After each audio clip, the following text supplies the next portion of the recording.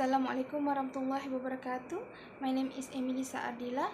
I am from BA2325A and I will be explaining on my part, which is the chapter 1 and chapter 2 on IMR652 e-magazine.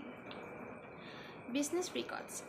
It is a transactional data between several parties is included in business records, which are kept on file in both paper and electronic version.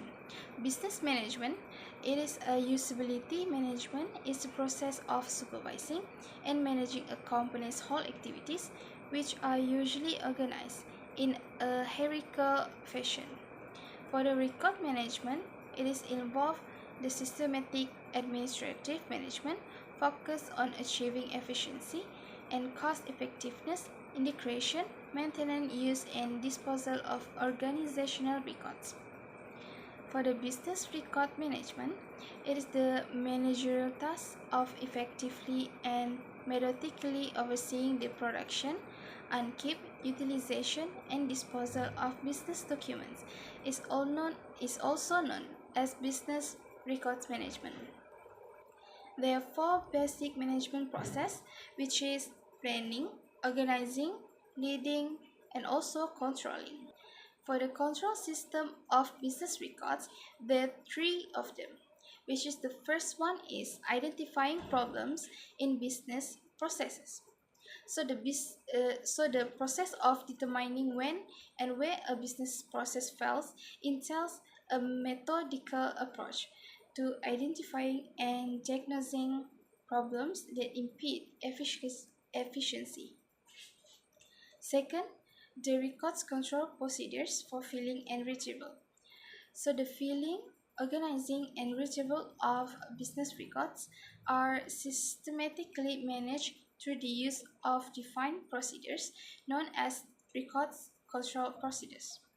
Last but not least, it is the authorizing corrective action, which is giving authorities, officer, or managers the authority to act decisively to resolve flaws or problems found in corporate processes is known as authorizing corrective action. 4 types of organization are the sole proprietorship, partnership, corporation, and also limited. Advertising records are an essential part of the marketing domain because they act as a storehouse for the strategic and creative effort made to market products and services to consumers. For the article 1, it is staying ahead of the curve.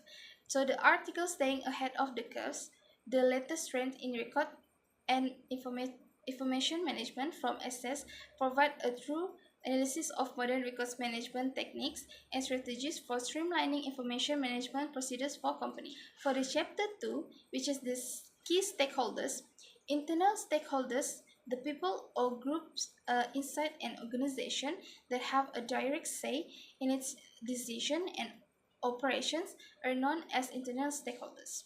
One of the main categories of internal stakeholders is employees. For the external is people who are not affiliated with the organization but are impacted by this action are known as external stakeholders. For the article 2, it is a HubSpot guide to stakeholder management. It is discussed on the step on effective stakeholders management. Thank you. My name is Nurul Izyan binti Muhammad Nazri. Next, I will be explaining on the chapter 3 of business record management. So, first thing first, businesses follow a set of steps to manage their information from a creation to a disposition. This is called the record life cycle. It is to ensure information is handled efficiently, securely, and according to the regulation. There are 5 main stages of business record management. The first one is creation. Records are made in paper or in electronic form. Second, distribution. Records are sent to the right people with security measures in place. Third is use. People use the record to their intended purpose with access control and backup.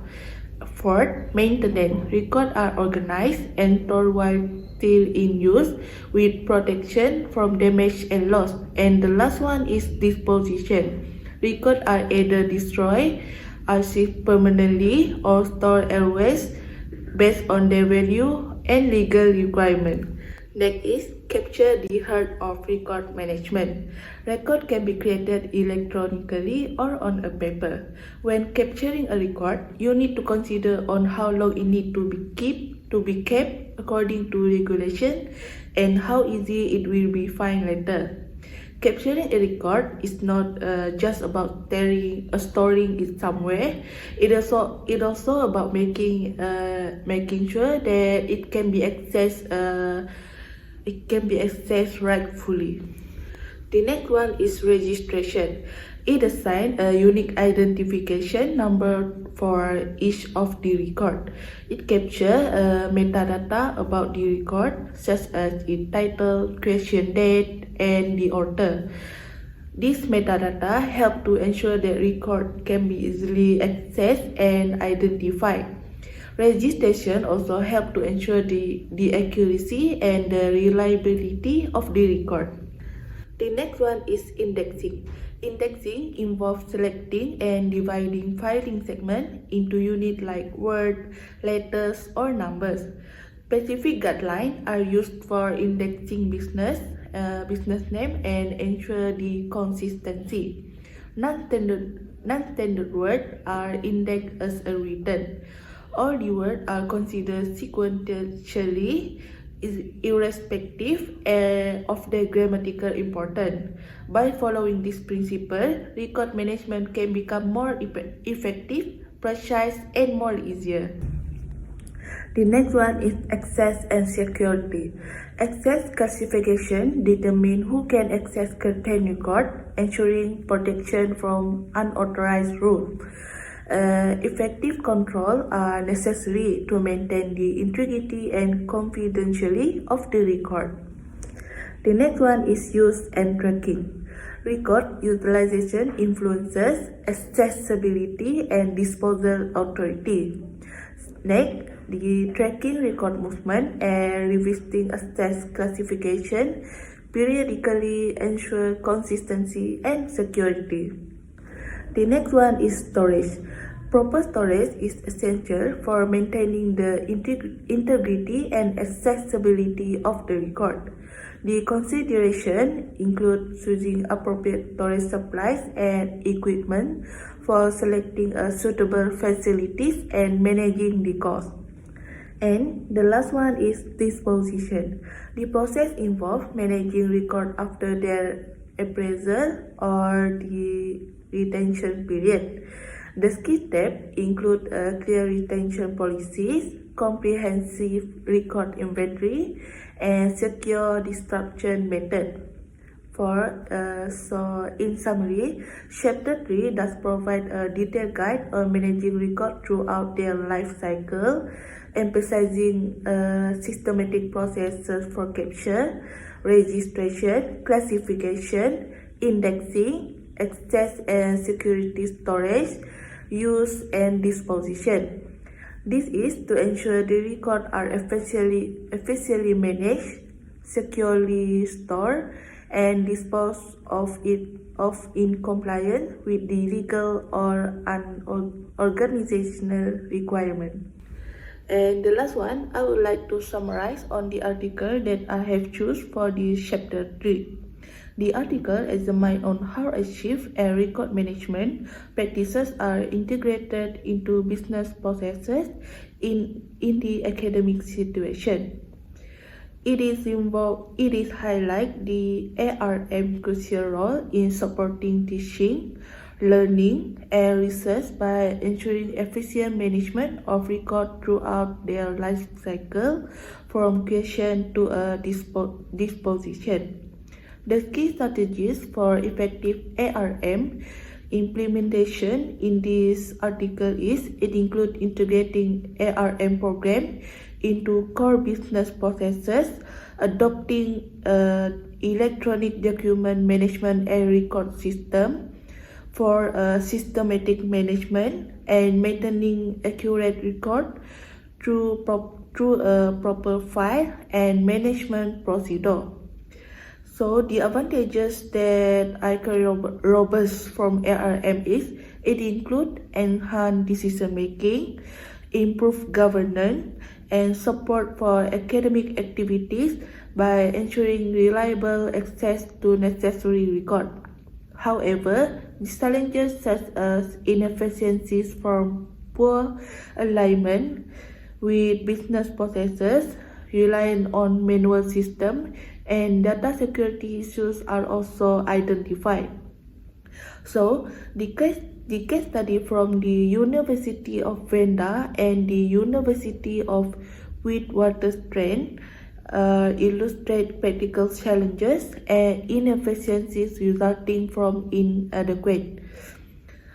The article also concludes by emphasizing the need for a better alignment of ARM in the business processes. It also adoption to a streamlined management and enhance efficiency and accountability in university record keeping practices. That's all from me. Now let us take a look at the chapter 4.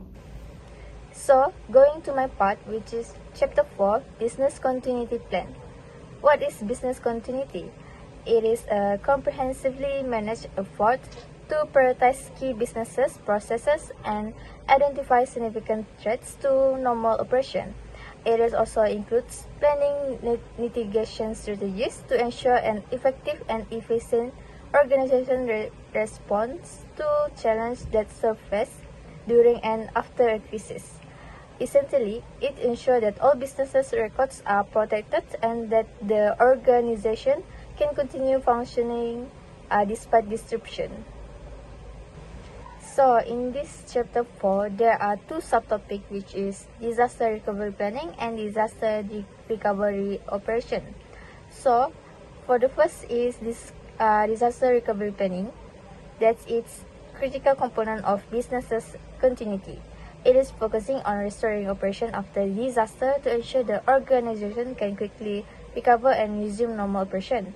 This involves identifying all types of record and their critically backup crucial file of site and establishing a vital records management program. Risk assessment identify potential threats and alternative storage facility are secure. Clearly define role and responsibilities, a comprehensive contact list, and a detailed action for planning disaster scenario are also essential components. So to the next part of e-magazine, the subtopic of disaster recovery operation. So the disaster recovery operation encompasses several steps to restore normalcy post-disaster. For first is security and safety, addressing immediately safety concern and securing the affected area. Second is stabilizing the environment.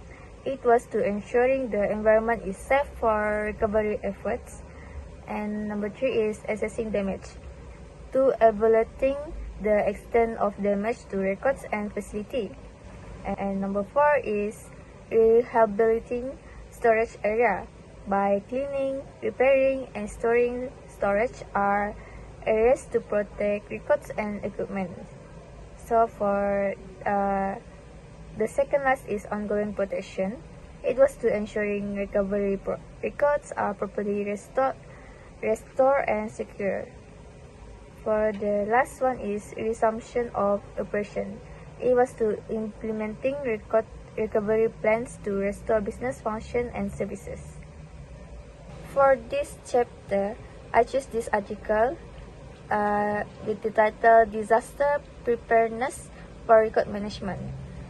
It is because it was based on UITM policy, which highlight the necessity for organization to be prepared for disaster to protect both paper-based and electronic records.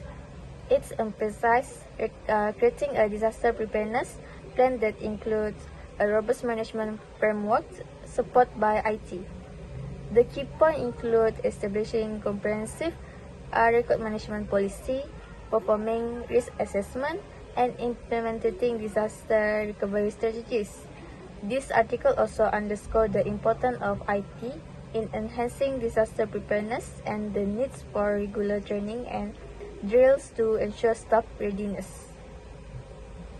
So to conclude, my understanding business continuity, it was a disaster recovery planning and operation is a vital organization resilience. That's the insight from the article that provide a valuable recommendation for improving record management practices and enhance disaster preparedness. By implementing these strategies, organizations can ensure that that they are well prepared to face any disaster and continue their operations seamlessly. I, Elanie, will explain about e-magazine chapter 5, which is customer service. The first magazine is about dissatisfied customer. In summary, a disgruntled client is one whose expectations and requirements were not met by a company's product, service, or overall experience. This unhappiness can cause by a variety of circumstances, including poor product quality, inadequate customer service, unmet promises, or unresolved complaint. I include quotes sounds like, "Your most unhappy customers are your greatest source of learning," by Bill Gates. As I mentioned about dissatisfied customer, now the second e-magazine is about satisfied customer. In summary, satisfied customer is a pleased customer in one whose expectation and demands have been met or exceeded by a product, service, or overall interaction with the company. This happiness is often the consequences of high-quality products, excellent customer service, and a smooth, positive relationship with the company. The third e-magazine is about factors impacting on customer service. In summary, customer strategy has a substantial impact on the quality of customer service because it describes the organization approach to identifying and addressing customer demands and expectations.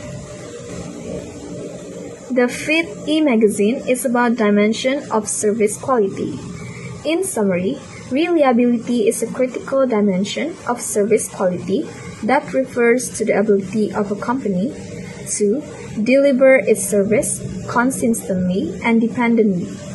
In essence, it is about fulfilling promises and commitments made to customers.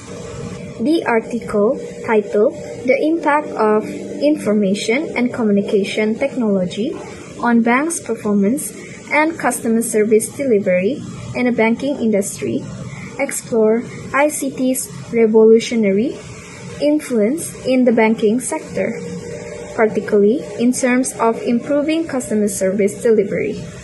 It emphasized the importance of ICT in revolutioning banking processes, allowing billions of dollars in transactions to be completed in seconds throughout the world.